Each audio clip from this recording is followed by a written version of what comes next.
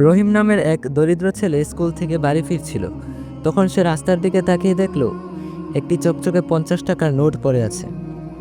সে তখন অনেক খুশি হলো এবং উত্তেজিত হয়ে মনে মনে ভাবল, আজকে কতই না মজাদার খাবার কিনে খেতে পারবো।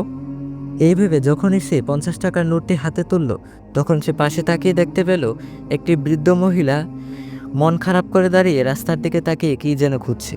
তখন সে বৃদ্ধ মহিলাটিকে জিজ্ঞেস করলো, আচ্ছা দাদি, তুমি কি খুঁজছো? কি হয়েছে? তখন সেই বৃদ্ধ মহিলাটি দুঃখের স্বরে বলল, দাদু ভাই, আমি আমার বাস ভাড়া হারিয়ে ফেলেছি। যদি সেটি না পাই তাহলে আমি কিভাবে বাড়িতে যাব? দাদির এই কথা শুনে রহিমের মনটা গলে গেল। রহিম তাকে সেই টাকাটি দিয়ে দিল। দাদি অনেক খুশি হলো এবং তাকে আন্তরিকভাবে ধন্যবাদ জানালো।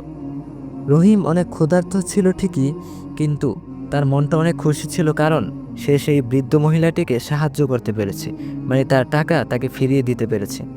তখন রহিম বাড়িতে চলে গেল। সেই দিন রাতে রহিমের বাবা অপ্রত্যাশিতভাবে মিষ্টি নিয়ে আসলো। রহিম খুশিতে 4-5টা মিষ্টি নিচে একাই খেয়ে ফেলল। আজকে গল্পটি কেমন লাগলো অবশ্যই কমেন্টে জানাবেন। আর ভয়েসে আপনাদের সাথে ছিলাম আমি, আব্দুল্লাহ। আমার ভয়েস কেমন লাগে সেটাও জানাতে ভুলবেন না। সকলে ভালো থাকবেন। আসসালামু আলাইকুম ওয়া রাহমাতুল্লাহি ওয়া বারাকাতুহু।